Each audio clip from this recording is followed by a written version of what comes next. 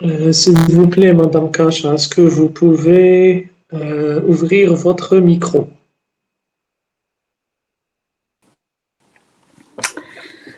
C'est bon. Voilà, très bien. Bon, il est 26. Et je Nous vois qu'il avons. y a Maëlle. Bonjour Maëlle, bonjour Selma. Bonjour. J'en profite pour celles que je connais, pour celles que je connais. Pardon Agnès, pardon. Il n'y a pas de souci. Bon, Bonjour. nous allons voir beaucoup de visages familiers. Tant mieux, tant mieux, tant mieux. On est une famille, on est une grande famille. Hein. Une grande famille. C'est l'occasion de se Exactement. réunir. On n'est Eh pas loin oui, du Mouloud, donc bon, hein, c'est bon. On fait le Mouloud spécial, Tana.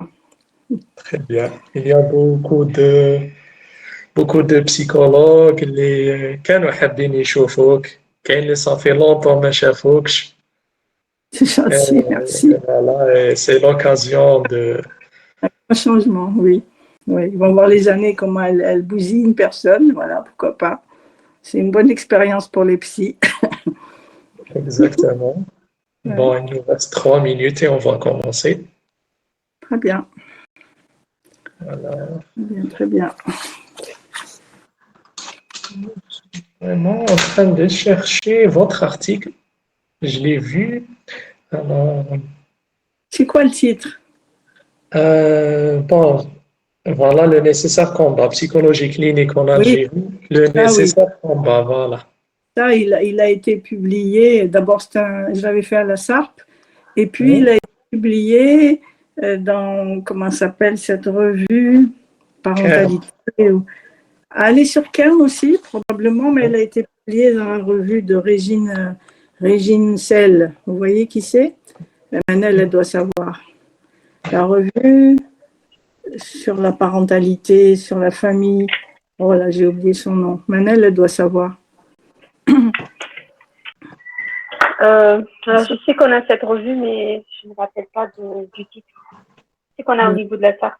Enfin, elle est sur Kern, voilà, ils l'ont mis sur Kern, oui. Ils l'ont mis sur Kern, entre autres. Voilà, C'est ça. exactement. Voilà, Dialogue, la revue Dialogue, j'étais loin. Ouais, j'étais loin.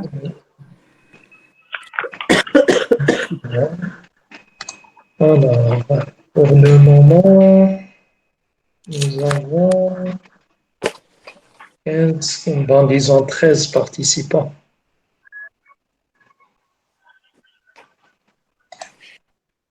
Voilà. On peut meubler avec plein de choses. Hein. C'est MS qui dirige. Hein. Ouais. Bon, il nous reste 2 minutes, voilà, pour respecter le temps. On est dans le respect du temps, le respect strict du temps. Le cadre, c'est le cadre. On est d'accord. Le cadre, c'est le cadre. C'est sûr. Surtout pour des psys, signaleurs. Ouais. Ça, c'est clair. Exactement. Donc, nous avons les 2 enseignantes au niveau de l'Université d'Alger. Donc, nous avons professeur Nadia Bedat. Bonsoir à tous. Bonsoir, chère Madame Kacha. Ravi que vous soyez avec nous. Et nous avons aussi Madame Soumia Driwesh. Bon, je ne sais pas si professeur ou bien maître de conférence 1. Bonsoir Madame Kacha, c'est Soumia. Comment allez-vous? Ravi de vous revoir. Je remercie mon ami Madame Bedat pour m'avoir informé du webinaire. Eh bien, ça fait plaisir. Bonsoir Madame Bedad et bonsoir Soumeya. Enchantée de vous revoir aussi, même si je ne vois pas votre visage. Et puis bonjour à tout le monde, surtout ceux que je connais et ceux que je ne connais pas. Enchantée. Voilà, on va faire connaissance, c'est bien. Très bien. Donc, 18h30, on va commencer. Bon, un maître de conférence, Madame Soumia Driwesh. Très bien. Le professeur.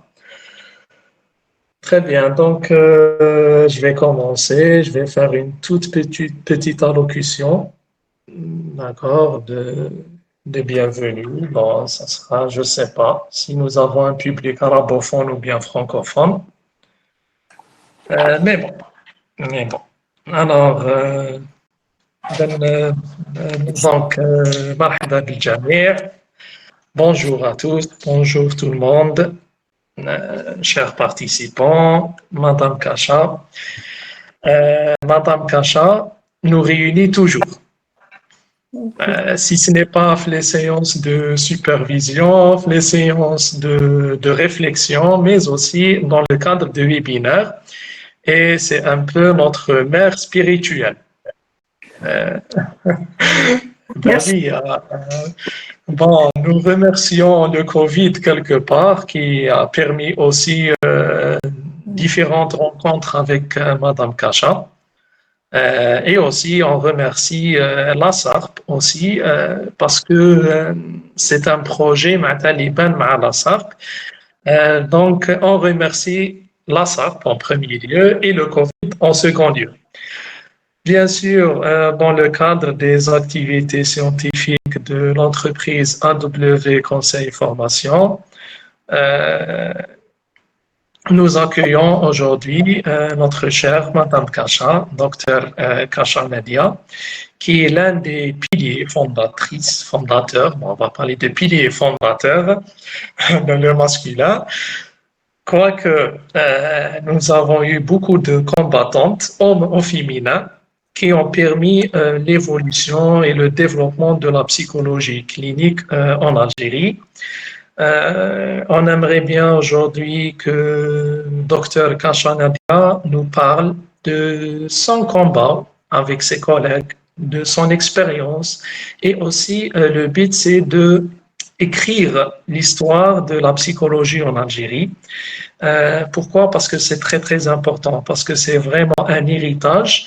Les patients, ou bien plutôt les psychologues, notamment les jeunes, doivent connaître. Donc, sans trop tarder, je vous cède la parole, Madame Kacha.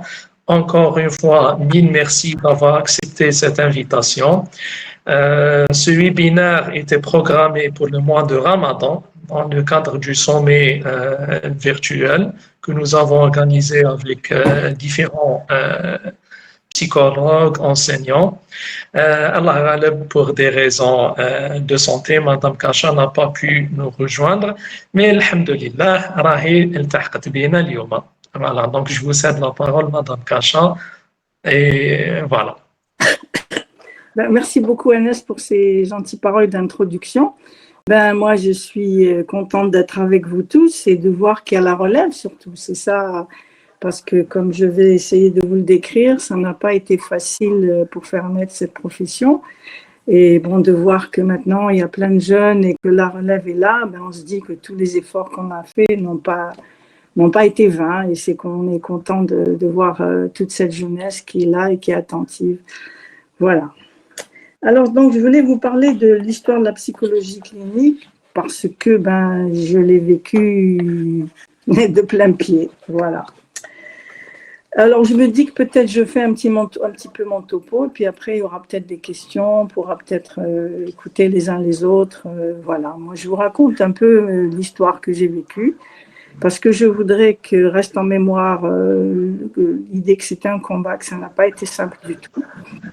Et certains non, il faudrait qu'ils restent dans l'histoire.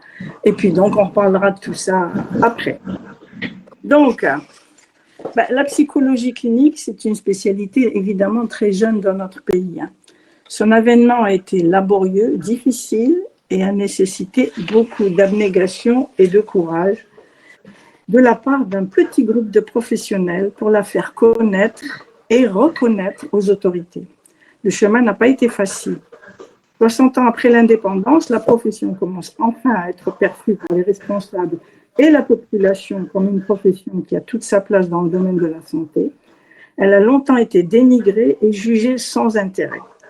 Le développement de ce corps professionnel n'aurait pas pu se faire sans la volonté et la détermination d'un groupe de psychologues, essentiellement des femmes, qui se sont battues pour lui donner une légitimité. La naissance de cette profession a été longue et pénible. Le bébé a eu du mal à vivre. Il a dû résister à de nombreuses attaques. Mais il a survécu grâce à l'intérêt et à la sollicitude de mères aimantes et attentives. Le bébé a fini par prendre des forces, grandir et être reconnu par la société.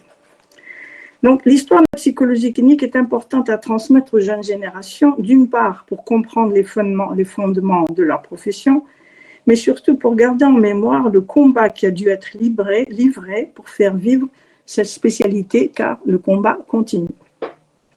Après l'indépendance, notre pays a dû faire face au départ massif des Français.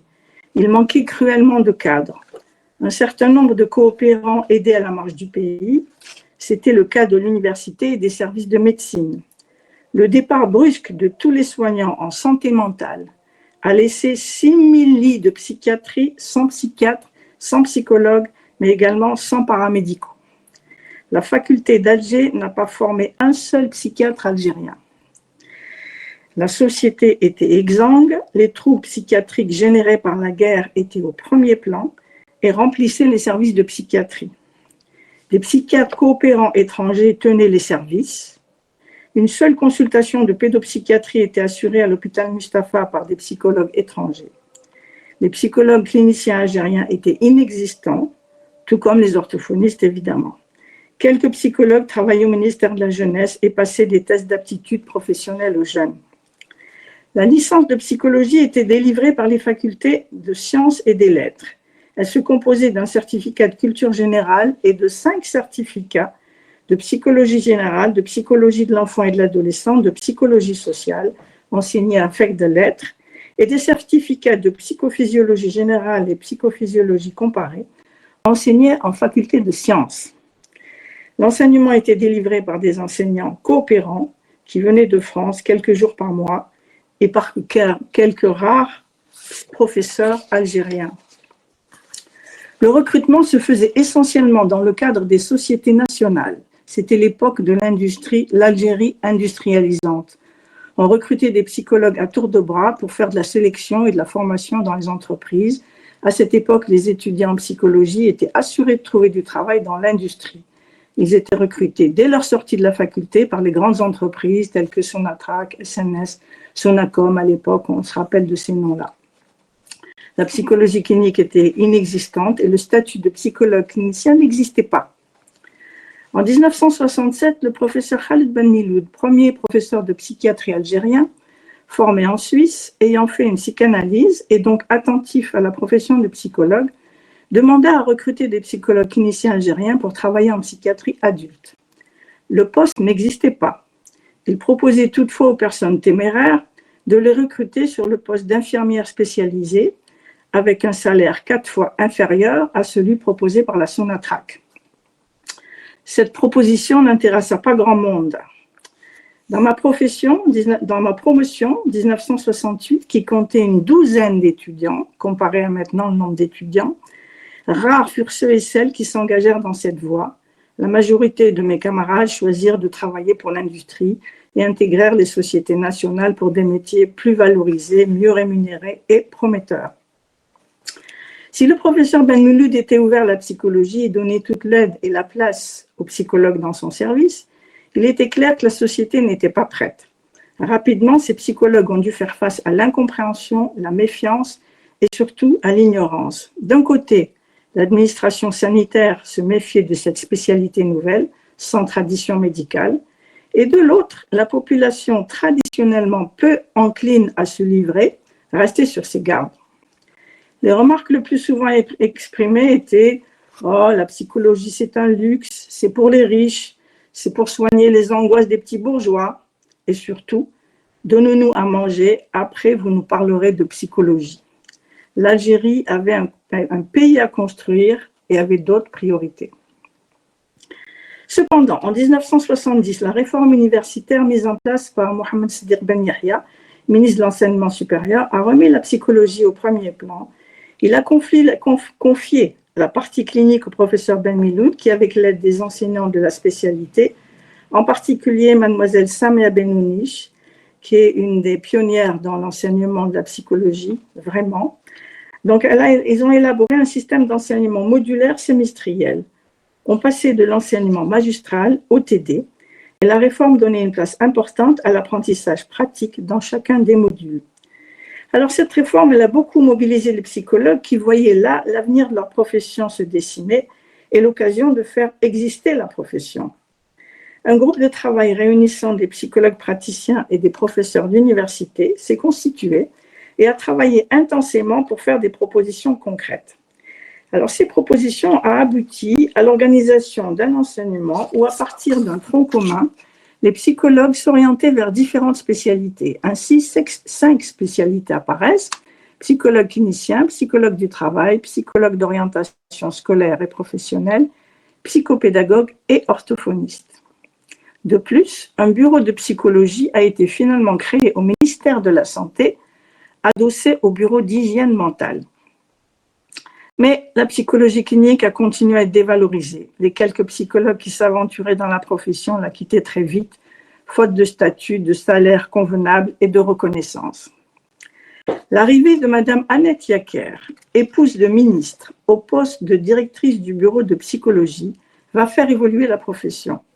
Grâce à son action, le premier statut de psychologue de santé publique a été promulgué le 16 avril 1973. La profession a enfin eu une existence légale. Les études universitaires des psychologues ont enfin été prises en compte et se retrouvaient au même niveau que les pharmaciens et les chirurgiens dentistes. Donc, il a fallu attendre 1973. On aurait pu penser que cette reconnaissance allait redynamiser la profession et en particulier stimuler les recrutements. Ce ne fut pas le cas. La psychologie clinique restait méconnue et en 1978, il y avait sur tout le territoire 43 psychologues de santé publique, dont 11 étrangers. Il est à noter que lorsque le statut de psychologue de la santé était promulgué et des postes de psychologues créés, le professeur Ben Miloud a tout de suite compris qu'il était important d'intervenir dans la formation des psychologues cliniciens. Il estimait qu'un enseignement uniquement dispensé en faculté de lettres était insuffisant pour les cliniciens. Ceux-ci devaient, pour être performants, connaître la psychopathologie du malade. Il proposait que l'enseignement de la psychologie clinique se fasse conjointement entre la faculté des lettres et la faculté de médecine. L'étudiant aurait alors une formation complète et non unijambiste, comme il le disait.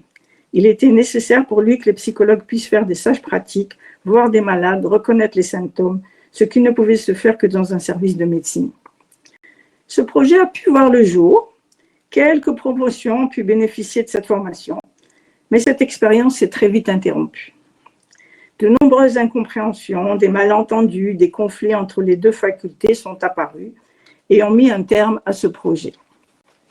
L'arabisation brutale de l'enseignement et donc de la psychologie, décision politique soudaine, sans préparation, est menée à la hussarde à accentuer la fracture entre la faculté des lettres et la faculté des sciences, de médecine, pardon, la faculté de médecine. Qu'est-ce que je raconte? L'étudiant, non, je ne sais plus, j'ai perdu, je ne sais plus où j'en suis. Oui. La plupart des enseignants, du fait de l'histoire, ne maîtrisaient pas la langue arabe. Ben, forcément, à l'époque, on n'avait pas appris ça, la langue, c'est bien triste, mais c'est comme ça. Et donc, ne pouvaient pas transmettre leurs connaissances. De nombreux enseignants francophones ont donc été poussés vers la sortie. Ceux qui sont restés ont enseigné dans un arabe approximatif. Des enseignants arabes pas forcément du niveau ont alors été recrutés pour pallier à ces carences, mais cet épisode a largement participé à la baisse du niveau de l'enseignement. De plus, beaucoup à l'époque n'ont pas compris la profession du professeur Ben Miloud, imaginant que la psychiatrie allait phagocyter la psychologie, que la psychologie allait disparaître.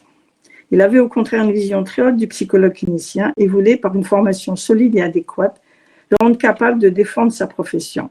Le rattachement à la faculté de médecine aurait permis à la psychologie clinique de s'émanciper plus vite, de s'arrimer naturellement au monde scientifique et de trouver plus rapidement sa place. Bon, ça c'est pas fait. Et donc, malgré tous ces efforts, la profession était toujours en difficulté. Et devant cette situation alarmante, le petit groupe dont je vous ai parlé chercha toutes les solutions et les moyens pour trouver le moyen de faire connaître la profession. Alors, différentes stratégies ont été utilisées et il fut décidé, entre autres, d'écrire dans les journaux pour sensibiliser la société aux différentes fonctions des psychologues et faire évoluer les mentalités, participer à des émissions de radio, écrire aux responsables pour leur expliquer en quoi consistait le travail des psychologues dans leur institution, faire découvrir le travail des orthophonistes et des cliniciens auprès des écoles et des médecins, En fait, un véritable travail de lobbying a été mis en place. Une série d'articles est publiée dans les journaux pour présenter les différentes spécialités de psychologie. Par ailleurs, il fallait dans les différents entretiens avec les responsables argumenter l'idée que le psychologue avait impérativement le besoin d'un bureau personnel. Il fallait défendre la notion de confidentialité, de secret professionnel. Il était nécessaire d'expliquer que le psychologue ne pouvait pas voir plusieurs patients en même temps et que ces consultations devaient durer au moins 3/4 d'heure et non 5 minutes. On devait plaider pour obtenir le droit d'assister à un congrès ou d'organiser une réunion professionnelle, etc., etc. Alors, ces différentes actions, écrire dans les journaux, passer à la radio, etc., ont eu quelques effets, mais pas suffisamment. Le fait que ce soit une profession essentiellement féminine n'arrangeait pas du tout les choses. Le 1er janvier 1985, le ministère de la Santé a brutalement arrêté le recrutement des psychologues. Il voulait se débarrasser de ce corps dont il ne savait pas quoi faire et souhaitait le transférer au ministère de la Protection sociale. Donc, les psychologues, à l'époque, pas dans la santé, dans la protection sociale. Il ira même jusqu'à autoriser l'installation des psychologues en privé sans exiger de formation préalable à cet exercice, dans le seul but d'éviter le recrutement. Alors, le fameux petit groupe de mères inquiètes pour la vie de leur bébé s'est mobilisé de nouveau et arrivé à la conclusion qu'il fallait impérativement chercher de l'aide. L'idée d'adhérer à une organisation professionnelle sous l'égide du parti s'est imposée. À cette époque, nous ne pouvions exister en tant que corps professionnel qu'en adhérant à ce type d'organisation. Il y avait le FLN, il y avait les partis, il fallait s'organiser les associations dans le cadre du parti. Donc, c'est ainsi qu'en 1985, les psychologues ont adhéré à l'Union des sociologues et économistes algériens dans le but de créer l'Association des psychologues algériens. Dès notre adhésion à l'Union des sociologues et économistes, un courrier a été fait au secrétaire général pour le mettre au courant des difficultés de la profession. Dans ce courrier, il était fait mention de la suspension du recrutement, de l'importance pour la profession de rester attachée au ministère de la Santé, de la dévalorisation de la profession, de l'insuffisance de la classification des postes de travail par rapport à leurs critères, de l'absence de tracé de carrière des praticiens, de l'insuffisance de la classification des postes de travail, de l'insuffisance des statuts qui ne prenaient pas en compte les diplômes postgradués ni les spécialisations professionnelles. Alors, cette demande et ces requêtes soulignent bien l'état de fragilité dans lequel se trouvait la profession. On est en 85. Alors, l'adhésion des psychologues à l'Union des sociologues et économistes aura quand même permis d'organiser les premières journées nationales de psychologie, les 16 et 17 avril 1986, à la salle des actes de l'université, appuyée en cela par la presse. Alors, les psychologues pouvaient enfin se réunir et partager leur expérience. Il avait fallu attendre 24 ans pour y parvenir. La lutte a dû évidemment se poursuivre. Alors, l'idée d'une société savante la création d'une société savante fait son chemin dans l'esprit d'un groupe d'enseignants d'université. M. Aïtsidou, M. Simoussi en sont les porteurs. Ils ont été suivis par Mme Haran, Mme Bouhata, M. Khaled. L'acharnement et l'opiniâtreté de M. Aïtsidoum, qui faisait régulièrement le pied de grue et le forcing auprès des différents cabinets du ministère, ont fini par porter leurs fruits.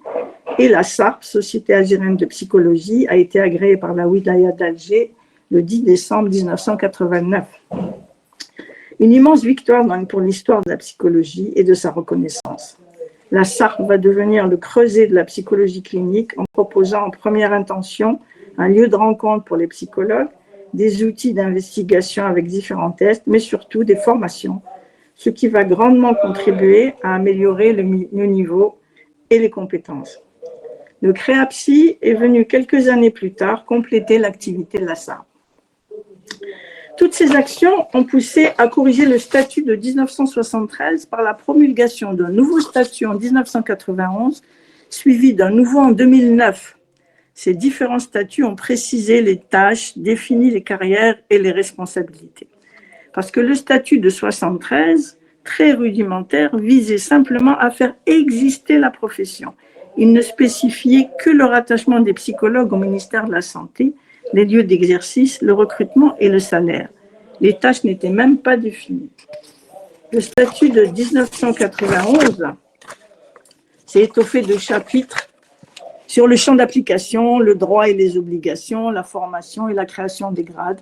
Quant au statut de 2009, il réglemente les promotions, classifie les grades, institue le grade de psychologue clinicien principal et le grade de psychologue majeur. Ah, problème, pardon. C'est un problème, pardon. Excusez-moi. Impossible, pardon, je n'ai pas éteint mon téléphone.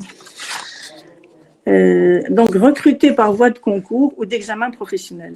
De même, la liste des tâches s'allonge, en plus des tâches classiques, les psychologues, en plus des tâches classiques, donc les psychologues, il y a la notion d'expertise qui s'ajoute, d'évaluation et de recherche. On doit beaucoup, entre autres, à la personne, à la vigilance et à l'abnégation de Madame Nadia Bioud de l'Institut national de la santé publique dans le suivi de ces dossiers. Alors, ces nombreuses initiatives ont bien sûr été profitables à la profession, mais restaient toujours insuffisantes et demeuraient encore marginales et peu rentabilisées. C'est malheureusement toujours sous la pression des événements que les autorités ont pris en compte les demandes des psychologues. Ainsi, lorsque 2000 enfants hospitalisés en France dans des institutions de long séjour ont été rapatriés brutalement suite à une décision politique, le ministère de la Protection sociale, tenu d'ouvrir plusieurs structures pour les accueillir, s'est vu devant la nécessité de recruter des psychologues pour recevoir et soigner ces enfants. Il a fallu ce type de situation pour découvrir l'intérêt de la profession. Ceci s'est régulièrement produit au cours des multiples souffrances que l'Algérie a subies. Car il faut bien admettre que ce qui a permis à la profession de se faire reconnaître aujourd'hui, ce sont les violences sociales et les nombreuses catastrophes naturelles qui se sont abattues sur le pays. La population en état de choc a eu besoin d'aide et c'est pour répondre à cette demande que les autorités ont subitement réalisé que cette profession avait un intérêt et non des moindres. On est passé du désintérêt total à un intérêt massif et confus. Les psychologues qui étaient considérés comme inutiles sont devenus capables de répondre à toutes les exigences. On est passé du rien au tout. Lors des grandes catastrophes, les responsables ont envoyé sur le terrain, dans la plus grande confusion, tous les profils de psychologues, mélangeant les psychologues de l'éducation, les psychopédagogues, les psychologues du travail. Ces personnes, du seul fait qu'elles étaient psychologues, étaient censées tout comprendre. C'est dire l'ampleur de la méconnaissance de cette profession. Ces affectations massives et maladroites ont heureusement renforcé le corps professionnel, lui ont permis de souligner sa spécificité et d'argumenter ses demandes de formation. Elles ont surtout permis une rencontre des psychologues avec la population. Les psychologues se sont déplacés, sont allés vers la société meurtrie et ont changé de ce fait le rapport qu'ils entretenaient avec la population. Cette proximité a fait que le psychologue n'effraie plus le citoyen. Le citoyen a intégré l'idée que le psychologue ne s'occupe pas que des fous. Et donc, c'est un mal pour un bien. L'idée d'adhérer à... Je vous raconte, je suis plus là-dessus. J'ai perdu mes feuilles. Pardon.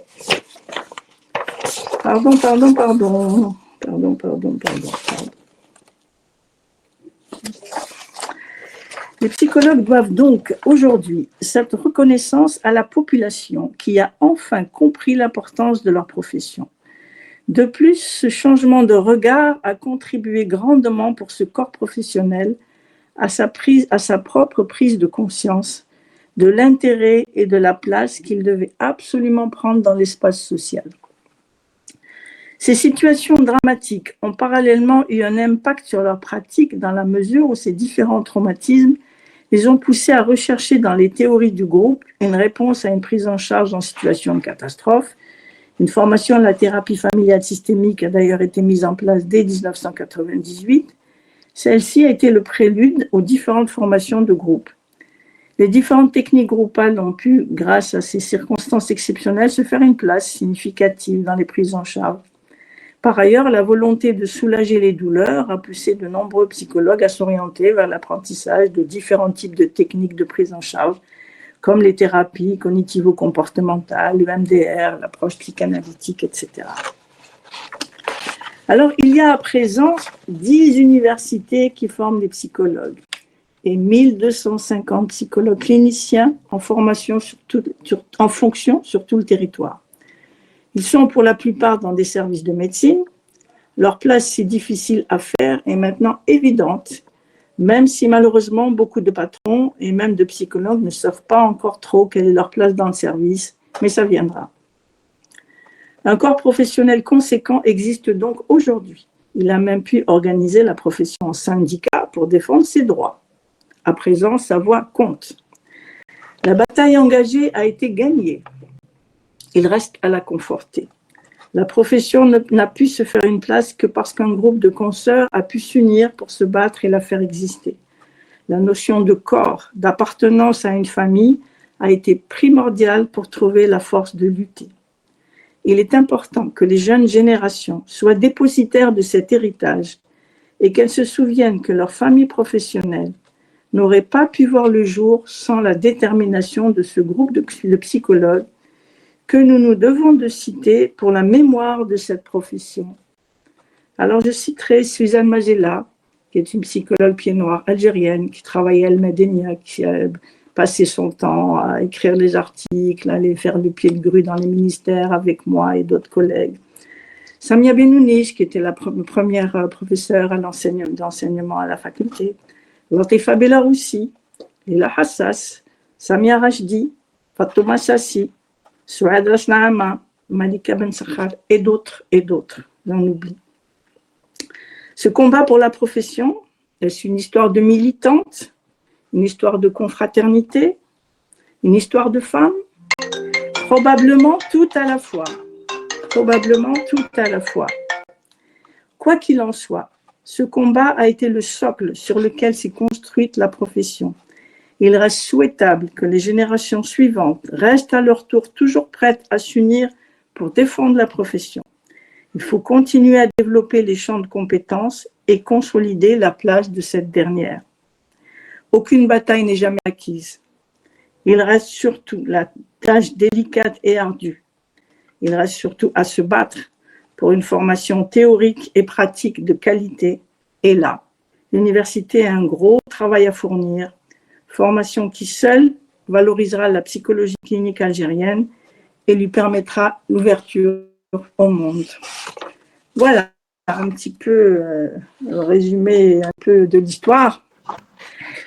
Voilà, l'essentiel que je voulais passer comme message, c'est que ça n'a pas été du tout facile. On était un petit groupe de 5-6, pas plus. Et on était déterminés, on se réunissait dans les maisons des unes, des autres, on écrivait dans les journaux des articles. Oh là là, excusez-moi, il faut que j'éteigne ce téléphone-là. C'est pas possible. Voilà, donc c'était vraiment... on a passé des moments difficiles parce qu'on était dans les... Vous imaginez bien, des femmes qui font le pied de grue au ministère, c'est pas bien vu. Monsieur Etsiloum a été plutôt tenace, et c'était un monsieur, c'était différent. Donc, bon, c'est passé un petit peu à d'autres jeunes, d'autres personnes aussi qui ont mené un combat. Mais tout ça pour dire, ne croyez pas que c'est un métier qui était comme chirdan, comme, je sais pas, architecte ou comme enseignant. Pas du tout. La psychologie n'était pas... comme je vous disais, au départ, c'était pris pour les riches. Et puis, nous, traditionnellement, on se raconte peu. On ne parle pas trop de ces souffrances. Ça ne se fait pas. Il y a une certaine pudeur. Donc, tout ça a été dépassé. Je pense que pour notre profession, malheureusement ou heureusement, enfin, pour nous, heureusement, mais malheureusement pour la population, c'est toutes les catastrophes qui nous ont permis d'exister et de montrer à quoi servaient les psychologues. C'est triste, mais ça nous a permis de nous faire une place. C'est comme ça. Voilà, je vous écoute si vous avez des questions ou des remarques. Voilà. Très bien, merci beaucoup, Madame Kacha, pour ce récit très émouvant, notamment la dernière partie. Vraiment, c'est quelque chose, hein, c'est un très, très, très lourd héritage aussi que vous avez, que vous portez, que vous avez porté. C'est un réel combat. Bon, je n'ai pas de mots pour décrire ce sentiment qui m'envahit là maintenant. Certes, je pense que ce sentiment est partagé par tout psychologue qui aime son métier et qui connaît bien son statut et qui connaît bien ses limites aussi en tant que psychologue. Bon, les points qui m'ont interpellé sincèrement, c'était s'il n'y avait pas cette union de psychologues, peut-être que la psychologie, et clairement la psychologie clinique, n'aurait pas existé aujourd'hui. Peut-être aujourd'hui, il est temps aussi de souder les liens, de consolider les liens aussi entre psychologues et travailler aussi dans cette continuité d'union. Bon, du moins, c'est ce que moi je pense. Et c'est un fondement aussi pour moi. J'y crois fortement pour cette union, pour ce travail en continuité. Bien sûr, sans votre combat, vous avec vos collègues, donc les ماتوا ربي يرحمهم واللي مازالوا عايشين ربي يطول في عمرهم. Et j'espère qu'on aura aussi l'occasion de recueillir le témoignage de vos consoeurs qui ont milité. Pourquoi? Parce qu'il faut garder cette mémoire collective des psychologues.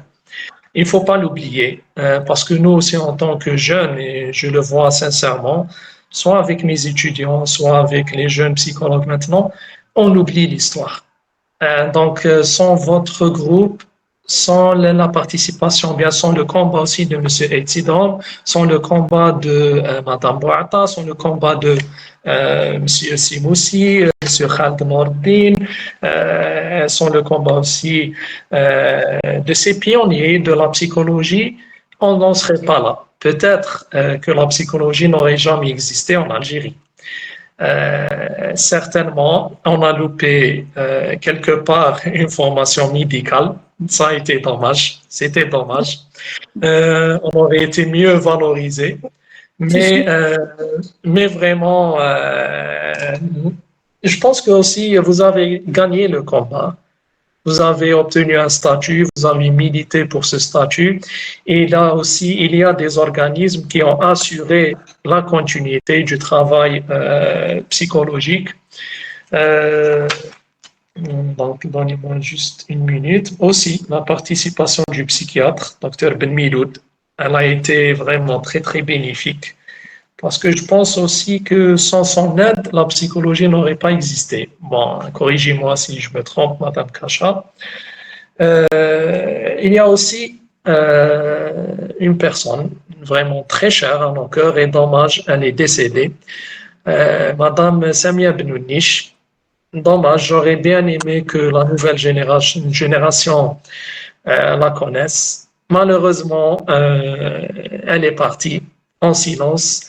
Et heureusement aussi que nous avons nos aînés tels que Madame Haddadi et tout, qui lui ont rendu hommage à travers la nomination du CAPU en son nom. Donc vraiment, c'est quelque chose. Et j'encourage moi personnellement tout psychologue à étudier cette histoire, à prendre attache avec les anciens, à prendre attache avec les aînés, parce que ça nous permettra aussi d'apprendre de nouvelles choses, apprendre aussi des valeurs personnelles, des valeurs non pas seulement professionnelles, mais personnelles, parce que, comme on dit, l'ancienne école, c'est la base. Ben, très bien, merci beaucoup, Madame Kacha, pour ce témoignage. En tout cas, bon, j'ai demandé l'autorisation d'enregistrer ce live à Madame Kacha pour garder en nous, en tête, mais aussi pour laisser aussi une trace. Comment dirais-je, bon, mais comme je le dis, je suis tellement ému que je ne trouve pas les mots, mais aussi pour garder cette trace sur le net et tout, parce qu'il arrivera un jour où nos enseignements se feront sur la base de ce témoignage.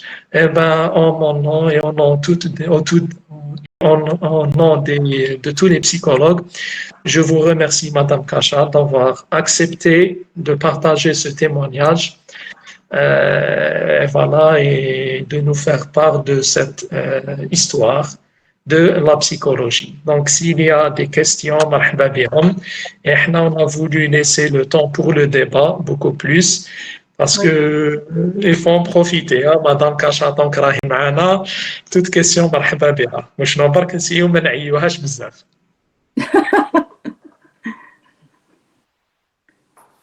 Alors, est-ce qu'il y a des questions? Oui, Madame Bédat. oui. Alors, bonsoir tout le monde. Bonsoir Madame Kacha. Je suis très heureuse de vous voir aujourd'hui. Très contente également que vous soyez parmi nous, que nous puissions aussi tirer un grand profit de cet enseignement ô combien précieux que vous gardez, gardienne. Vous êtes la gardienne de ce temple. Et je réitère franchement mes remerciements pour votre présence aujourd'hui. Je remercie NS qui nous donne à chaque fois l'opportunité d'écouter nos enseignants, les pionniers de la psychologie et de la psychologie clinique d'une manière générale, et d'avoir touché de près l'histoire de la psychologie clinique en Algérie ou l'histoire de la psychologie tout court. Ma question serait la suivante. Est-ce qu'on peut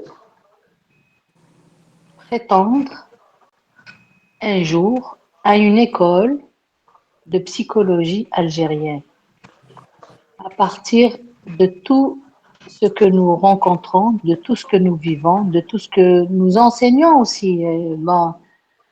Étant donné que il y a certains étudiants qui me connaissent, j'enseigne à l'université d'Alger.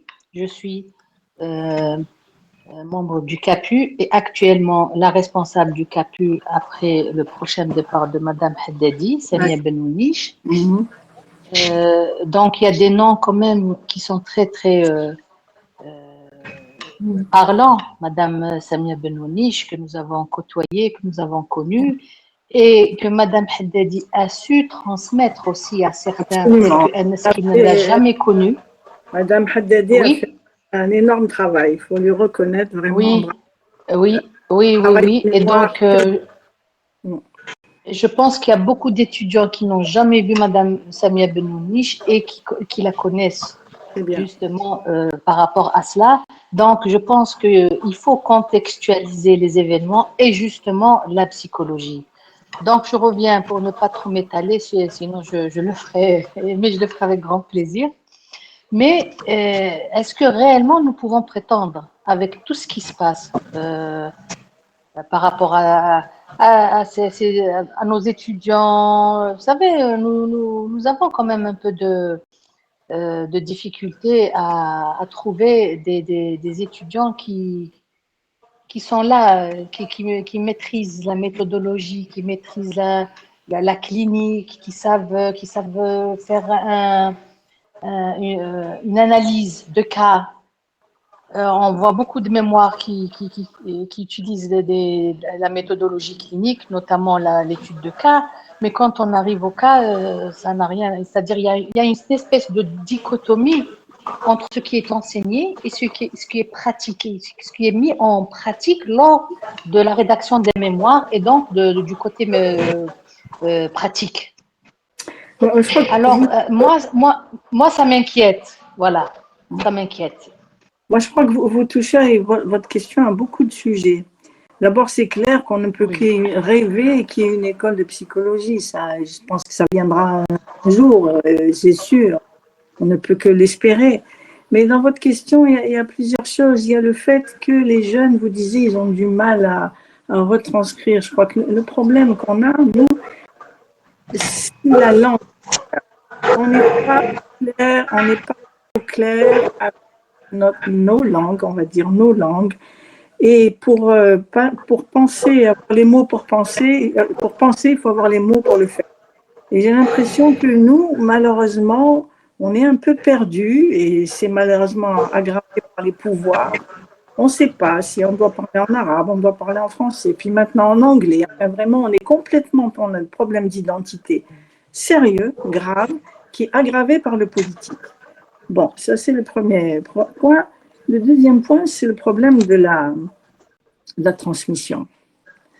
C'est-à-dire à partir du moment où on n'a pas de modèle, c'est difficile, on voit bien chez nous, c'est-à-dire les pères, avec tout ce qu'on a vécu, ont été dévalorisés, et les pères ne sont pas, sont mal vus pour transmettre. Il y a eu d'abord il y a eu la guerre, avec tout ce que ça a impliqué comme rupture, évidemment. Et ensuite, il y a eu la fondation qui a fait une génération qui a été coupée. Les parents et les enfants, ça a été coupé, c'est-à-dire c'est les enfants qui expliquaient aux parents comment remplir les feuilles administratives, etc. Ensuite, enfin bon, il y a eu ensuite il y a la religion qui est arrivée, la nouvelle religion qui était millénaire chez nous et qui brutalement on a décidé que nos parents, c'était pas la bonne religion qu'ils avaient. Donc, le fils disait au père, c'est pas comme ça que tu dois faire la prière, c'est comme ça. Donc, il y a plein d'événements qui ont fait que la transmission, ça a été rompu constamment. Ça a été le fait du colonialisme au début, qui a tout fait pour ça. Et ça a continué, et on le continue nous-mêmes, nous le continuons, nous, à nous détruire, à démolir et à rompre et à couper constamment, à couper les liens. On passe notre temps à couper les liens. Regardez ce qui se passe avec, moi je parle de ce qui se passe actuellement avec l'anglais. C'est une bonne chose d'apprendre l'anglais, personne ne va dire le contraire, hein, c'est un plus. Mais on n'enlève pas une pour mettre l'autre. Je veux dire, l'Algérie a eu la chance, le malchance d'être colonisée par le français, mais prenons les bonnes choses. Gardons cette langue et ajoutons d'autres. Pourquoi pas le chinois, pourquoi pas d'autres. Et là, non, il faut qu'on élimine ça, il faut qu'on enlève ça. Vous voyez, on a un fonctionnement quelque part dans la destruction. Enfin, moi, je pense que l'Algérien profondément destructeur. Mais bon, c'est une hypothèse. Ça n'a rien de vrai. Ça n'a rien à voir. Je ne sais pas si j'ai répondu à votre question ou si j'ai ouvert d'autres.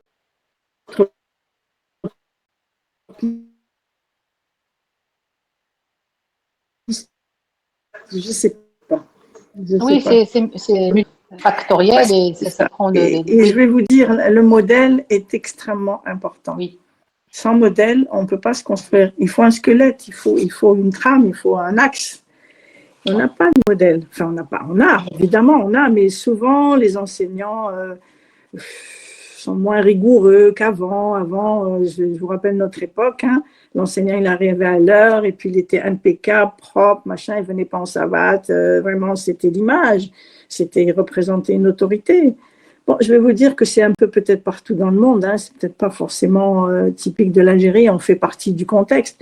Mais chez nous, on a une histoire telle que ça s'aggrave, quoi. On a tellement de trous partout, donc il y a tellement à accommoder de partout que c'est difficile, c'est compliqué. Il y a beaucoup de porosité. C'est ça. Il y a des pores. Ouais. Des limites. Merci, Madame Kacha. Merci. Très bien. À propos aussi de limites, de par votre récit, enfin, personnellement, j'ai constaté que vous avez combattu pour le maintien du cadre et des limites.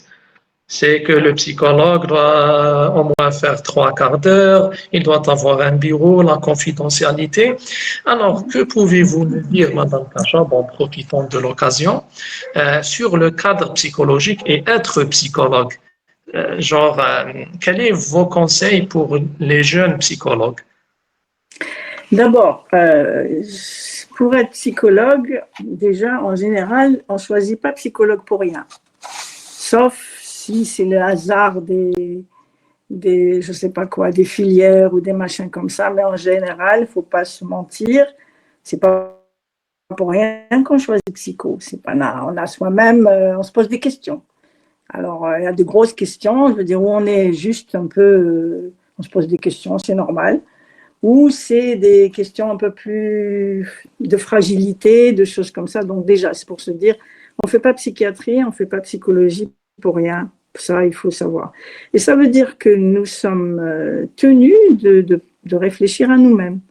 Un psychologue, c'est pas une profession comme une autre, c'est pas un employé de bureau, c'est pas un architecte, c'est pas un prof. Par définition, il doit apprendre à se connaître, il doit savoir qui il est, il doit se regarder, il doit savoir se critiquer, il doit savoir justement ses limites, et il doit avoir une éthique, il doit avoir un axe, il doit avoir une éthique, savoir ses limites d'une manière générale. Et puis c'est vrai qu'en plus, il y a ça, plus il y a vraiment avoir suffisamment d'empathie, d'aller vers l'autre, pour se perdre. Alors là, c'est tout un travail qu'on apprend. Ça veut dire que psychologue, moi je vois souvent, on m'avait dit, une jeune femme m'avait dit, à l'époque, moi quand je rentre en consultation, je mets mon habit de psychologue et puis alors je dois pas rire, je dois rien du tout, je mets un scaphandre. Alors c'est-à-dire comme si un psychologue, c'est pas un être humain, il a pas de... Donc voilà, je crois que beaucoup aussi sont perdus, ça a l'impression que c'est une profession, on s'interdit plein de choses. Non, on est ce qu'on est, avec nos faiblesses, on a aussi nos faiblesses. Mais simplement, il faut avoir réfléchi à soi. C'est clair qu'on, pour être psychologue, il faut déjà avoir réfléchi à ce que c'est que la mort, quand même, minimum, la mort, l'angoisse de mort. Déjà, travailler là-dessus, parce que comment aider les patients quand ils arrivent avec des angoisses, pour parler que de la mort. Maintenant, il y a tellement d'autres sujets, être au clair avec beaucoup de choses. Donc, être psychologue, je trouve que c'est un savoir-être. Déjà, il faut savoir être pour être psychologue. Je veux dire, en fait, quand on est psychologue, après, on peut plus s'enlever ça. La profession, ce à quoi on travaille, ce sur quoi on travaille, ça nous imprègne. Et donc, on ne peut pas enlever ça d'un coup. C'est pour ça que c'est difficile. Il faut reconnaître. Quand on est psychologue, notre regard n'est pas le même. Même sur notre famille. On voit des choses, il faut le dire. Bon, on se la ferme, on ne dit rien, ça, c'est autre chose. Mais c'est vrai que ça nous touche, on dit des choses, mais il faut reconnaître ça. Il faut le savoir déjà. Il faut le savoir. Et puis, savoir prendre la distance, c'est pas facile. Mais bon, on va repérer, je sais pas, c'est son beau-frère ou des choses, des trucs. Bon, mais on n'ose pas dire. C'est compliqué, on a une position difficile parce qu'on ne doit pas dire. On remarque des choses, mais on peut aider un peu, mais pas trop. Enfin, je ne sais pas pourquoi je dérive là-dessus, mais enfin bon, l'essentiel, c'est que moi je disais l'autre fois à Inès, je trouve que c'est le plus beau métier du monde. Je parle des cliniciens, parce qu'on fait des rencontres, on rencontre des gens qui nous racontent leurs soucis, qui nous font grandir, qui nous aident aussi par rapport à nos propres soucis. Pour moi, je trouve que moi, j'ai toujours été au boulot en étant ravie d'aller au travail parce que je faisais des rencontres, des vies exceptionnelles, des rencontres, je veux dire, d'humain à humain. Il y a des choses. Je ne vous dis pas que se passe ça avec tous les patients, mais certains patients, vraiment, c'est un plaisir de travailler ensemble. Donc, je trouve que c'est une profession de rencontre. Donc, si on a cette chance-là de rencontrer l'autre, on rencontre l'autre. C'est pas dans toutes les professions qu'il y a ça.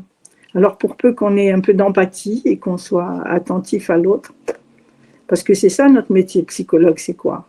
Notre métier, c'est aller vers l'autre, être attentif à ce qu'il dit et avoir suffisamment d'empathie, pour un peu le percevoir, l'appréhender. C'est déjà tout. C'est ça, on sait bien qu'en psychologie, quelle que soit la technique, c'est le lien qui a été créé entre le patient et le malade qui joue. C'est pas, vous utilisez n'importe quelle technique, c'est pas ce qui compte. C'est le lien que le psychologue a réussi à créer avec le patient. Donc nous, on travaille sur le lien. Et c'est extraordinaire parce qu'un être humain, c'est quoi? C'est le lien. C'est le lien. Donc le premier lien, la mère et l'enfant, nous, on continue. On continue différemment, mais on continue. Très bien. Mais aussi, pour moi, ce que j'ai appris à travers ce petit parcours dans la clinique, c'est cette remise en question. Je ne sais pas si vous partagez la même idée, mais un psychologue qui ne se remet pas en question, ce n'est pas un bon psychologue. Qu'est-ce que vous en pensez? C'est évident. De toute façon, la première des choses, nous, Première des choses, c'est se regarder le nombril. Si on n'est pas capable de se regarder le nombril, c'est pas la peine. On parlait à l'époque d'introspection. Ben oui, il faut déjà se regarder, il ne faut pas avoir peur de se regarder déjà.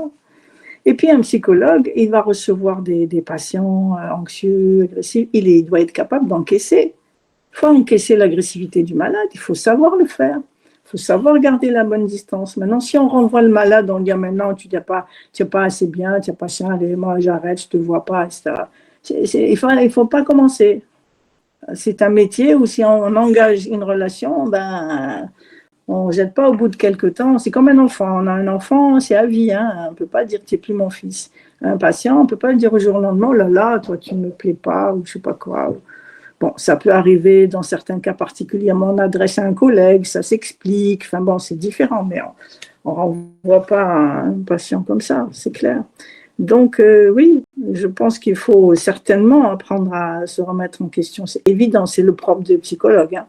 C'est pour ça qu'on demande au psychologue de faire un travail au minimum sur lui-même, si ce n'est pas une analyse, au moins se regarder le nombril, se connaître déjà, et puis voir un peu ses limites, bien sûr. Et travailler, parce qu'on travaille avec les angoisses des autres. Comment il faut travailler sur ses propres angoisses? Sinon, comment aider l'autre si moi-même, je ne suis pas au clair avec les angoisses que j'ai? Donc, c'est déjà la première étape. Hein. Première étape. Oui. Et il faut savoir rester humble. Oui. Et ça, en principe, la psychologie nous apprend parce qu'on reçoit tellement de patients que ça nous ramène à notre place. Hein. Et puis après, quand on a de la bouteille, on a reçu des soi-disant pontes ou je ne sais pas quoi avec un boulanger. Vous voyez que vraiment, la misère humaine, elle est la même partout. Hein. Simplement, c'est l'habillage qui est complètement qui fausse tout. Mais on a tous les mêmes angoisses. Tous les mêmes angoisses. C'est ça. L'angoisse de séparation, les angoisses de mort, les angoisses... Tous les êtres humains. C'est pour ça que le culturel, pour moi, le culturel, quand on parle dans d'autres pays, c'est un habillage, c'est un vêtement. Mais le fond, les êtres humains, tous les êtres humains, ils ont quoi? Ils ont l'angoisse de mort, ils ont l'angoisse de séparation, ils ont l'amour de leurs enfants, ils ont l'attachement viscéral à leurs enfants. C'est l'humanité. Alors là, les uns, ils l'habillent avec la religion, avec ceci, avec cela. Chaque culture habille à sa façon. Mais au bout du compte, vous savez, c'est un être qui rencontre un autre être, c'est tout. Et je ne sais pas si vous avez fait l'expérience, vous rencontrez quelqu'un qui ne parle pas du tout votre langue, vous dites, oh là là, on n'a rien à se dire. Mais si ces deux êtres humains qui se rencontrent réellement, il y a des choses à dire, bizarrement, on trouve le moyen de communiquer. Que ce soit par le regard, le sourire, les gestes, on y arrive. Et c'est ça qu'il faut qu'on recherche chez l'humain. Et ça, malheureusement, on est une époque où ça se perd complètement. On est dans l'ère des robots et des machines et des machins comme ça. Donc, c'est vrai que notre profession, elle est mise à mal actuellement avec l'époque. Hein. C'est pas, on va faire la facilité, on va surtout pas réfléchir, surtout pas penser. Alors que sans penser, on n'est pas grand-chose. Hein. Si on n'a pas la pensée, on n'est pas grand-chose. Exactement. Et si vous permettez, madame, quels sont vos conseils qui viennent du fond du cœur pour les nouveaux psychologues? Alors, c'est bien ce que vous me posez comme question parce que j'ai eu une jeune fille qui voulait faire une supervision, qui a terminé depuis 3 ans et qui allait s'installer. Et quand je lui ai dit, bon, si elle s'était formée et tout, elle m'a dit non, mais c'est bon, j'ai tout appris à la fac. C'est bon. Donc, c'est vrai que ça m'a un peu surpris parce que nous, à l'époque, on se trouvait jamais au point, vraiment. Là, je connais pas ça, il faut que j'apprenne, il faut que je lise, machin, j'y connais rien, etc. J'ai l'impression que les jeunes maintenant sont autosuffisants, ou je sais pas comment on peut dire, pas besoin, pas la peine, un genre de, oui, toute puissance, on va dire carrément, hein, toute puissance. Et c'est vrai que je sais pas si c'est l'époque, mais à notre époque, on se sentait toujours, c'était vraiment pas ça. Il fallait encore, quel que soit l'âge, quelle que soit l'expérience. Jamais. Moi, à mon âge, avec mon expérience, j'ai encore beaucoup à apprendre. Ouh là là, beaucoup d'insuffisances. toute une vie ne suffirait pas, c'est évident. Donc, la première chose que je dirais, c'est se former, c'est clair, se former constamment, lire. Et puis, comme vous disiez, ne pas avoir peur de se regarder, de se remettre en question. Et puis, de travailler le lien. On a la chance d'être dans un pays où le lien est facile chez nous. On entre en contact facilement dans notre pays. J'étais à l'étranger et je ne vous dis pas comme c'est froid. Il y a pas de, c'est terrible de vivre dans ces pays du Nord, soit la France, soit les autres pays. Mais nous, on a cette chance, le contact, c'est tout de suite. Donc, pourquoi on ne s'en sert pas?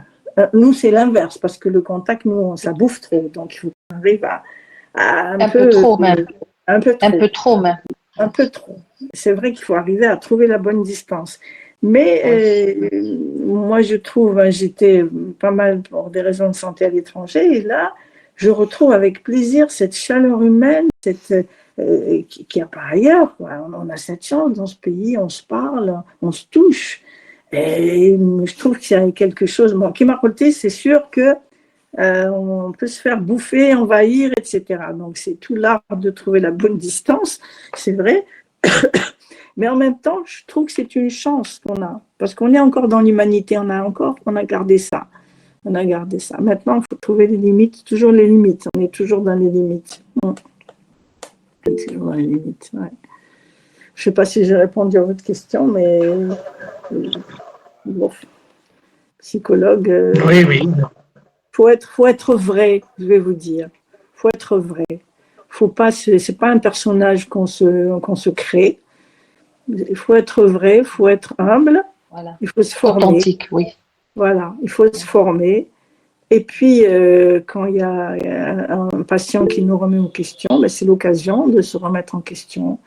Et il faut parler avec les autres collègues, il faut échanger, il faut faire des intervisions, des choses comme ça, parce que c'est bien de se remettre. Ça apporte toujours de se remettre en question constamment. Et puis en plus, en tant que psychologue, on a une vie comme tout le monde, c'est-à-dire on se marie, on a des enfants, on a des soucis, des maladies, des choses comme ça.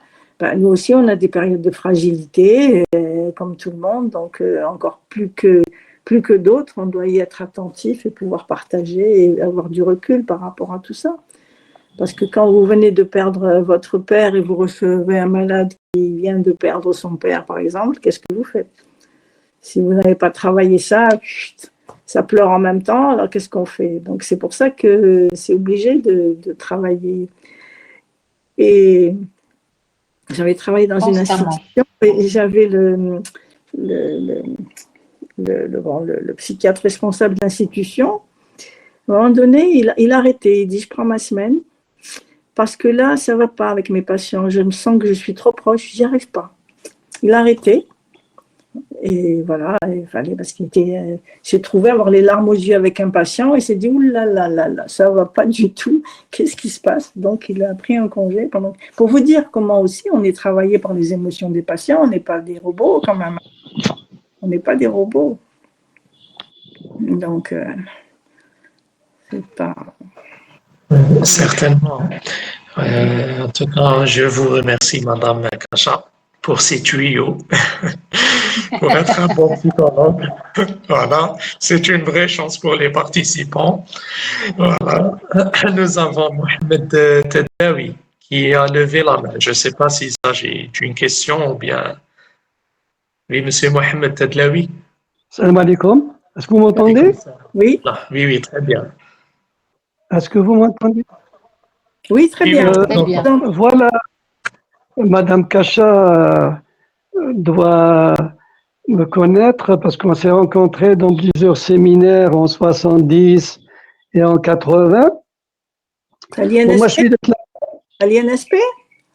Oui, à l'INSP, dans la première INSP d'abord, qui était à l'actuel ministère, là, avec le groupe de psychologues qu'il y avait dans le temps, dans les années 70, donc avec Madame Yaker.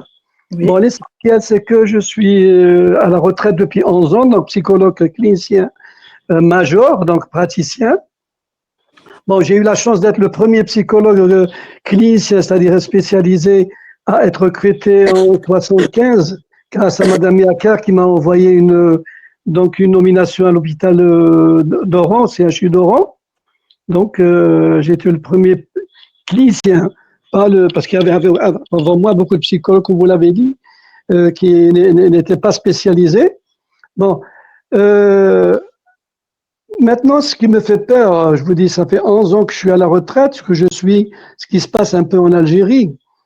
Et, pardon, je vois qu'il y a un tas de formations qui sont proposées par des associations, des privés, etc., sur des thérapies, excusez-moi le terme vraiment, il y a de jolies formations, donc des stages payants parfois, pardon, mais il y a des formations vraiment bidons, excusez-moi le terme, qui se font, et nous n'avons pas jusqu'à présent un conseil de l'ordre ou un conseil de l'éthique, malheureusement. J'ai même entendu qu'il y avait des techniques, je ne me rappelle plus le nom, qui sont enseignées et que les praticiens sur le terrain, faute de connaissance des thérapies, emploient même des techniques, ils font des gestes, etc., qui font intervenir le genou ou je ne sais pas quoi, qui nous viennent de l'Asie, qui nous viennent de Bouddha, qui nous viennent de Lahore. Ça me fait vraiment peur. Quand vous dites on s'est battu, chacun dans son coin. Bon, moi, j'étais à l'ouest depuis 1971. Donc, on s'est battu pour cette profession et j'ai peur qu'un de ces jours, le ministère nous dit, découvre ces techniques qui sont en train de shawada, on dit en arabia, shawada, exorcisme, je ne sais pas comment on pourrait l'appeler en français, donc qui se pratique par des psychologues sur le terrain. Et donc déjà, on a acquis notre statut, donc vraiment très très difficilement, et on risque de le perdre à cause de ces gens qui proposent des formations de millions, de stage du jour au lendemain, ça y est, tu guéris avec un geste ou deux, tu lui tapes sur le nez, sur le front, et ça y est, c'est bon. Adjugé, on y va. Et il est guéri. Alors, est-ce que Mistamlou le gène, est-ce que Mistamlou, je sais, Bouddha, j'en sais rien, même des gestes qu'on retrouve effectivement chez Bouddha. Donc, ça me fait vraiment peur dans ma retraite. Et je suis en train de me battre dans mon coin là, parce qu'il y a ma fille qui est avec nous, je crois maintenant, qui nous écoute, qui a ouvert un centre, qui est docteur en psycho et qui enseigne à l'université, donc Mariam Tadlaoui, et on a ouvert un centre, on propose aussi vraiment des formations, c'est vrai, et on est en train de nous battre contre ces techniques. On est en train de faire des vidéos, donc, pour expliquer aux gens, et surtout aux psychologues, qu'il y a beaucoup de thérapies qui peuvent être apprises ici et ailleurs, mais attention à ces nouvelles thérapies. Salam alaikum. Non, vous avez tout à fait raison, Monsieur Tadlaoui. Il y a plein de charlatans. Mais je vais vous dire, il y en a aussi en médecine. Hein. Je m'excuse, mais il y a le ministère de la Santé laisse faire. Ne serait-ce que pour eux. Moi, j'ai assisté à des congrès où il y a des médecins vraiment qui expliquaient et qui vantaient la hijama. Donc, vous voyez que malheureusement, on a glissé vers un genre d'obscurantisme c'est à l'État de mettre des limites, ça c'est sûr. C'est l'État qui devrait mettre aussi bien en médecine qu'en psychologie, c'est sûr. D'abord vérifier les diplômes, quoi, comment, pourquoi. Et c'est évident, Mais il y a des tels flous, vous voyez, on a un problème de limite même au niveau de l'État où c'est pas clair. Il faut reconnaître qu'on parlait de limites dans nos professions, mais ailleurs aussi. Et Hanaya, on n'est pas, c'est pas clair non plus. Donc c'est peut-être de ça dont on souffre, c'est-à-dire il n'y a pas la loi chez nous. En plus, avec ce qu'on a vécu avec les traumas, la décennie noire, comme on dit, on a vu que la loi, on l'a laissée de côté, on ne l'a pas appliquée. Et maintenant, on le paye. Je pense vraiment qu'on le paye. Vraiment. Je pense que c'est pas innocent que tous ces gens-là se permettent. Moi, je vois dernièrement, j'ai appris une voisine, cancer du sein, le médecin lui a dit il faut opérer, etc. Non, elle a le sein tout noir avec du pus qui sort, mais elle est contente d'elle. Et l'État laisse ça, il a pignon sur rue. Moi, j'ai vu des plaques à Sidi Yahya, un type qui fait le hijama, c'est sûr, mais aussi, comment ça s'appelle Pauline Manel, elle est au courant, Manel, on en a déjà parlé. Comment ça s'appelle ces thérapeutes-là? Enfin bon, mais il y a plein de gens comme ça, des charlatans. Qui fait ce côté? Je sais pas, le hijama. Hijama, d'accord, mais il avait mis sa plaque, sur sa plaque. L'acupuncture. Non, l'acupuncture, elle est reconnue mondialement. Non, non, c'est pas ça. Non, non, c'est. Enfin, ils soignent avec je sais pas quoi, on est passé au Moyen-Âge. On est passé au Moyen-Âge. Et ça fait peur, mais on voit bien que notre pays recule pour beaucoup de choses. Hein. C'est malheureusement, je sais pas, moi je vois,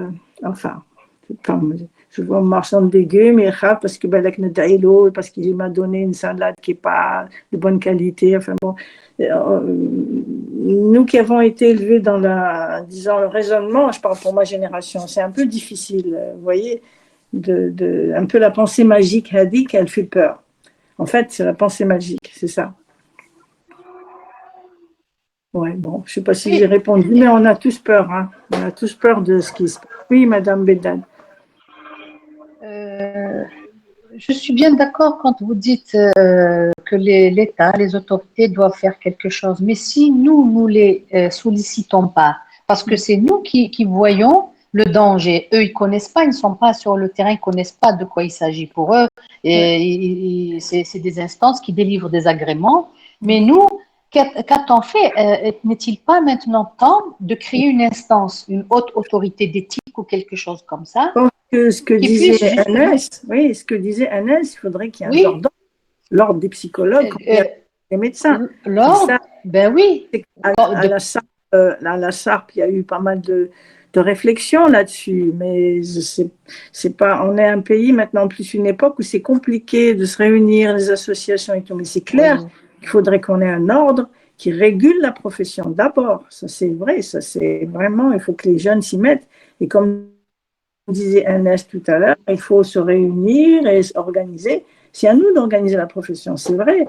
Et ensuite, on demandera à l'État d'intervenir, c'est sûr. Ben oui. Je trouve que créer un ordre des psychologues, ça serait vraiment important, avec l'éthique, avec... La SARP a travaillé là-dessus, je ne sais pas, Manel, si elle peut nous en dire un peu plus, mais il y a eu des choses qui se sont faites, mais ça n'a malheureusement pas abouti. Quoi. Oui, tout à fait. Il y a eu même l'élaboration d'un code de déontologie en 2004. Et il y a eu plusieurs tentatives de la part de la SARP pour créer un ordre ou quelque chose comme ça, mais on n'a pas pu. Et puis quand on parle aussi de la violence, de la décennie noire, il ne faut pas aussi oublier la révolution. Rien n'a été réparé, rien n'a été sur le plan de toutes les violences qu'a subi le peuple. C'est-à-dire, nous sommes passés d'une violence à une autre violence sans avoir réhabilité les choses, sans avoir pensé les blessures aussi. C'est sûr, mais ça quand même. Vous posez le problème de la mémoire. Et vous voyez comment nous fonctionnons dans le déni. On veut se rappeler de rien. C'est ce qu'on disait tout à l'heure au début. Les Français sont restés 130 ans, On ne va pas dire qu'ils ne sont pas restés, ils sont restés. Voilà, c'est la réalité. On ne peut pas faire du déni, il n'y a plus de Français, on enlève Français, etc. Non, prenons ce qu'il y a de bien et avançons. C'est ça l'intérêt. Tout à fait. Et dans l'histoire de la colonisation, c'est tellement politisé, il ne faut pas parler de ça, parce que c'est les clans, les machins, etc. Donc du coup, on est interdit de mémoire. C'est le drame un peu de notre pays. Interdit de penser. Donc, et on le paye. Hein. Eh ben voilà, on le paye. C'est clair qu'on le paye. Et on va payer encore tant que ce n'est pas réglé. Parce qu'on n'a pas voulu regarder notre histoire telle qu'elle est. La colonisation avec ses méfaits, mais aussi nos problèmes à nous personnels. Je veux bien, la France, elle en a fait des massacres et des trucs. Mais nous aussi, qu'est-ce qu'on a fait aussi depuis? On a Je pense perpétué, que moi j'ai l'impression qu'on a perpétué un petit peu le travail. On est un petit peu dans un, je ne sais pas Je comment pense dire. qu'on Hein. on n'a pas seulement, on n'a pas seulement voulu regarder notre histoire, on l'a pervertie et on l'a occultée. C'est ça, c'est ça. Beaucoup plus. C'est C'est encore sûr. plus, c'est Et, beaucoup plus de la pathologie. Oui, regardez qu'est-ce qu'apprennent les enfants à l'école. Hein.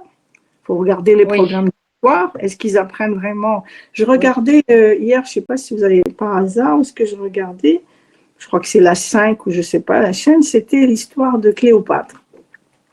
Et il racontait, Cléopâtre, c'est l'aînée, celle qui est enterrée chez nous, dit-on, donc la femme de Jubat II, et que c'était un personnage extraordinaire. Elle a beaucoup fait pour la région à l'époque, c'était Seychelles, Volubilis au Maroc, comment ils ont créé ces villes, c'était des ports très riches, etc. Mais on apprend ça où? Mais il y a pas, on pourrait connaître un peu notre histoire, mais comme il y a eu l'idée qu'avant l'islam, il n'y avait rien, il n'y avait pas de ruines romaines, les Romains ne sont pas venus, enfin bon. Donc il y a eu tout le politique qui s'est intriqué dans notre histoire et nous a pourri la pensée. Donc je dis Cléopâtre parce que c'est tout frais dans ma tête, moi j'ai appris des choses, mais notre histoire est très riche, il y a plein d'autres histoires. Hein. C'est comme les tumulus qu'on voit du côté des Aurès. C'est un grand chef qui est enterré là, mais on ne le sait pas, on ne le dit pas. Enfin bon, c'est dommage. Notre histoire, on coupe, on efface. C'est la politique d'effacement dont parlait Samha Malika Lazali. On efface. C'est comme un psychotique. C'est douloureux, ma cache. Il n'y a pas. Voilà, il n'y a pas. Quelque part, on a un fonctionnement spécial. Ouais. Exactement, donc malheureusement. Et c'est pour ça aussi que chez nous, que l'organisme AW Conseil Formation, il est en général dans le lien. On essaie toujours de faire des rencontres et tout, surtout avec nos aînés, avec des enseignants, avec des praticiens aussi, pour pouvoir partager aussi cette culture. Hein. Parce qu'au fond, c'est ce qui va nous permettre de nous développer.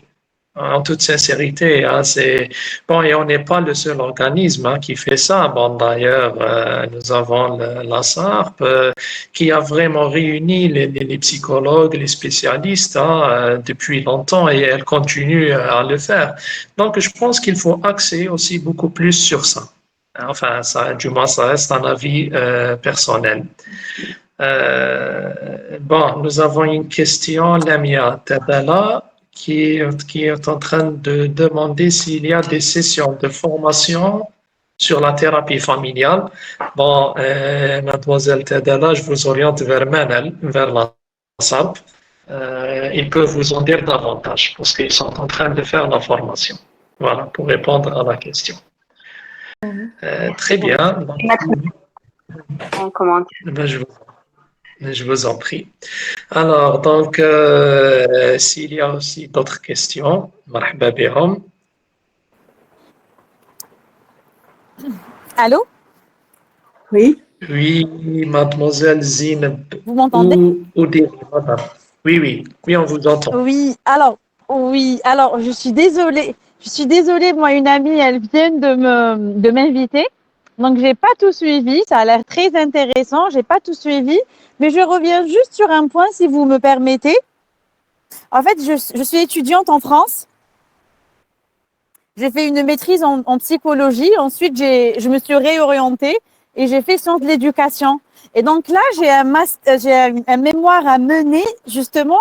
J'ai pas encore d'idée bien précise, mais je souhaite en tout cas travailler sur la violence institutionnelle ou la violence en général.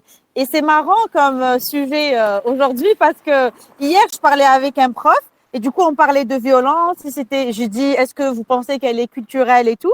Et il m'a dit, effectivement, oui, la violence, elle change par rapport à la culture et tout. On la définit pas de la même façon, on la voit pas souvent de la même façon. Et je lui donnais l'exemple de la décennie noire, la violence qu'on a vécue. Ça me tient à cœur vraiment. Là, je parle vraiment émotionnellement. Peut-être que j'intellectualise pas l'idée, mais ça me tient à cœur de parler, d'avoir ça comme un sujet de mémoire. Mais je sais pas comment le concrétiser, faire une comparaison ou juste étudier ça. J'arrive pas à mettre un sujet bien précis. Donc, je sais pas si je peux avoir de l'aide ou pas du tout. D'ailleurs, je comprendrai. Bon, je pense que la violence, déjà, c'est un sujet très vaste, hein, parce qu'il y a la violence qu'on a vécue, c'est vrai, mais elle se place dans un contexte particulier. Parce que moi, je trouve que notre école, par définition, elle est violente. Je trouve que notre école est violente. Elle n'est pas accueillante pour les enfants. Vous remarquerez qu'il y a des barreaux et des grilles sur les fenêtres des écoles, vous remarquerez. Donc, je pense que notre éducation, elle est violente. Nous, on éduque avec les coups, hein, septa, etc. Traditionnellement, c'est comme ça. Donc, la violence, donc il y a plusieurs pistes. Hein. Il y a la violence de l'éducation, de l'éducation traditionnelle, du système éducatif qui est violent, je trouve. Et puis, le contexte qu'on a vécu aussi qui n'arrange pas parce que les enseignants ont encore été plus violents. Maintenant, on peut parler aussi d'autres types de violences à l'école. Hein. Bon, il y a les coups, il y a beaucoup de choses. Et le fait que l'enfant n'a pas son mot à dire, c'est l'enfant, dans le système scolaire chez nous, l'enfant doit ouvrir sa bouche et on le remplit. C'est vécu comme ça. Voilà. Et l'enseignant ne se remet jamais en question, c'est jamais la faute de l'enseignant. Sans compter que c'est vrai que c'est des classes surchargées, compliqué d'enseigner, etc. Donc, je trouve que c'est un sujet très vaste, mademoiselle Zineb. Il y a de quoi faire. Il y a de quoi faire. Je ne sais pas si ça vous donne des pistes, mais bon, c'est intéressant. En fait, les pistes, je les ai, mais oui, mais j'arrive pas à les concrétiser justement, et je suis tout à fait d'accord avec vous. Pardon, je suis désolée parce que je marche. Effectivement, l'école, je crois que l'école est violente même partout, partout dans le monde, l'école est violente. Pas qu'en Algérie, parce que. Oh, non, plus chez nous. Vous allez en Suède, je suis pas sûre qu'elle soit si violente. Hein. Non, chez nous un peu plus.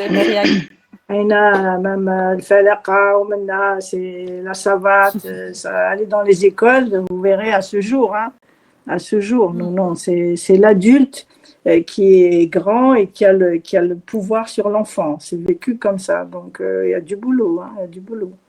C'est sûr. Ouais. Merci en tout cas. Merci. Merci. Alors, peut-être une dernière question pour pouvoir libérer Madame Kacha, mais je pense qu'elle ne rentre pas vraiment dans notre sujet, mais je vais la poser quand même.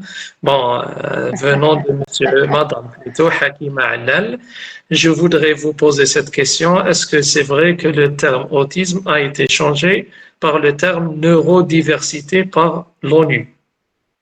Bon. Personnellement, je ne sais pas. J'avoue que je ne sais pas non plus. Je ne me suis pas renseignée là-dessus. Non, vraiment, je ne sais pas. Je ne sais pas du tout. Je ne saurais pas répondre, vraiment. À chercher, on va se renseigner. Merci pour nous avoir posé cette question. On va chercher. Je ne connaissais pas du tout. Non. Bon, moi aussi, ce n'est pas parce que ce n'est pas vraiment ma spécialité, l'autisme. Donc, je n'ai aucune idée. Mais bon. En tout cas, oui, madame. Juste une petite question. Avec tout ce qui se passe maintenant, avec toutes ces trajectoires, avec toutes ces disciplines qui sont en train de bourgeonner à partir de la psychologie, comment voyez-vous, Madame Kacha? Est-ce que vous voyez quel est l'avenir de l'histoire de la psychologie dans notre pays? Dans notre pays, vous dites dans notre pays? Oui, avec tout ce qui se passe, parfois ces pseudo-psychologues, ces pseudo-psychothérapeutes, d'autres, et on a aussi de bons psychologues aussi. Donc, mais avec tout cet amalgame, comment voyez-vous je vais vous dire, il y a quelques années, j'étais très pessimiste par rapport à la psychologie dans notre pays. Mais depuis, j'ai rencontré pas mal de jeunes et de qualité, et donc je me rends compte, comme vous dites, il y a des gens bien. Et puis là, ce qui se passe entre nous ce soir, ça redonne espoir. Il y a des gens qui s'intéressent, qui se posent des questions, qui ont envie de travailler ensemble. Donc c'est vrai que ça va pas être facile, hein, et il faudra mettre de l'ordre, qui m'appelle. Mais je pense que s'il y a une volonté, si vous êtes un groupe uni de travailler, faire un peu le même combat qu'on avait fait à l'époque, mais là c'est pour un peu mettre un peu d'ordre et nettoyer un petit peu, couper les mauvaises branches, on va dire. Je trouve que ça viendra, mais c'est pas facile. Il faut pas vous imaginer que du jour au lendemain ça va se faire. Non, non. Il faut déjà que nous on soit clairs. Déjà qu'on soit clair, et puis avoir un cadre comme fait Agnès dans sa boîte, et puis bon, si chacun fait devant chez lui, c'est déjà ça. Et puis, je trouve que si vous arrivez à vous réunir souvent, à partager, je vais vous dire surtout à échanger entre vous, c'est déjà énorme, c'est déjà énorme. Si chacun reste dans son coin, non, ça va pas marcher. Il faut, voilà, je trouve qu'avec Internet, c'est une chance. Oui. C'est une chance de pouvoir le faire, donc il faut se servir de cet outil.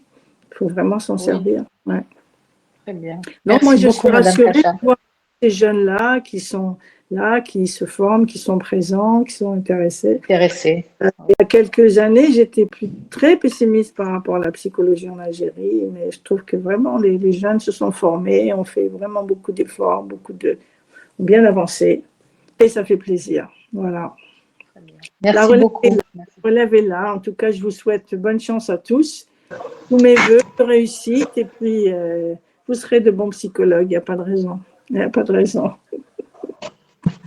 Et c'est grâce à vous. Merci à vous. Et donc, c'est grâce à vous. Merci. À l'intérêt que vous avez les uns pour les autres et pour la profession. C'est ça qui est vous important. aussi qui avez posé les jalons aussi, hein. C'est important. Hein. Oui, mais c'est comme dans n'importe quelle profession, c'est comme ça. C'est comme ça, il faut toujours... c'est comme ça.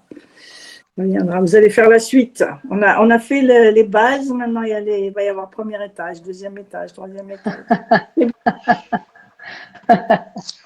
Ben oui, Inch'Allah, Inch'Allah. Inch'Allah. En tout cas, merci beaucoup, Madame Kacha, pour votre temps. Merci pour votre partage si précieux, votre humilité, comme elle a dit, Madame Bédad. Eh bien, on espère aussi vous revoir dans d'autres webinaires. Comme ça, oui. Voilà, vous allez nous redynamiser encore plus. D'accord, vous redonnez plus espoir. Merci Agnès de m'avoir donné cette occasion déjà. Merci beaucoup Agnès, parce que c'est le lien. C'est le lien que vous faites entre l'ancienne génération et les jeunes générations. Ben, écoutez, bravo. C'est un pont. Agnès, il est unique. Agnès, c'est un de nos étudiants les plus brillants, les plus sages, les plus éduqués. Franchement, ça a été toujours un plaisir de travailler avec lui. Oui, c'est vrai. Franchement. C'est vrai. Et même en tant que personne, il dégage beaucoup de chaleur humaine. Oui, c'est vrai. Beaucoup. Merci beaucoup. Ça me va droit au cœur. Merci beaucoup à tous. Au revoir à tous. Au revoir, Madame Kacha. Peut-être alors. Au revoir. Merci beaucoup. À très bientôt. Au revoir, madame. Bonne soirée. Merci.